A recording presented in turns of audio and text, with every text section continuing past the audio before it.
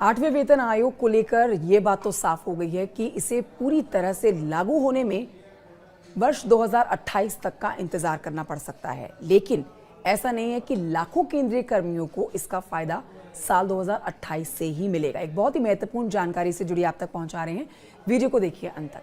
देखिए, आठवें वेतन आयोग का फायदा 50 लाख से ज्यादा केंद्रीय कर्मियों और करीब 65 लाख पेंशनर्स को मिल सकता है।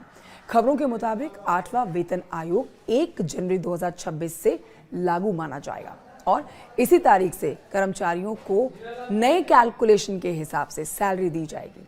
दरअसल इसी साल जनवरी में मोदी कैबिनेट ने आठवें वेतन आयोग को मंजूरी दी थी, लेकिन इसका आधिकारिक नोटिफिकेशन नहीं आया और ना ही आयोग का गठन हुआ। बावजूद इसके बताया जा रहा है कि भले ही ये लागू बाद में हो, लेकिन सैलरी जनवरी 2026 से ही लागू हो जाएगी।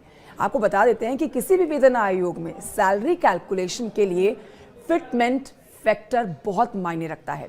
ये बेसिकली एक मल्टीप्लायर होता है जिससे किसी कर्मचारी की मौजूदा बेसिक सैलरी यानी कि कुल मूल वेतन को मल्टीप्लाई करके नई बेसिक सैलरी तय की जाती है। छठे वेतन आयोग में न्यूनतम बेसिक सैलरी 7,000 रुपए थी और सातवें वेतन आयोग में फिटमेंट फैक्टर 2.57 था।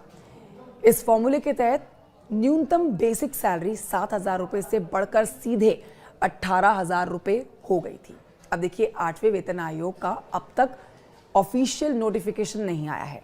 इसको लेकर अब तक कई रिपोर्ट सामने आ चुकी है जिनमें अलग अलग फिटमेंट फैक्टर्स पर चर्चा की गई है।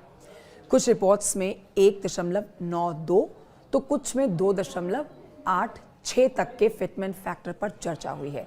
इन सबके बीच में एक संभावना ये भी जताई जा रही है कि आयोग 2.46 फिटमेंट फैक्टर लागू कर सकता है, जो सरकारी कर्मचारियों के लिए, केंद्रीय कर्मचारियों के लिए बहुत बड़ी गुड न्यूज़ है।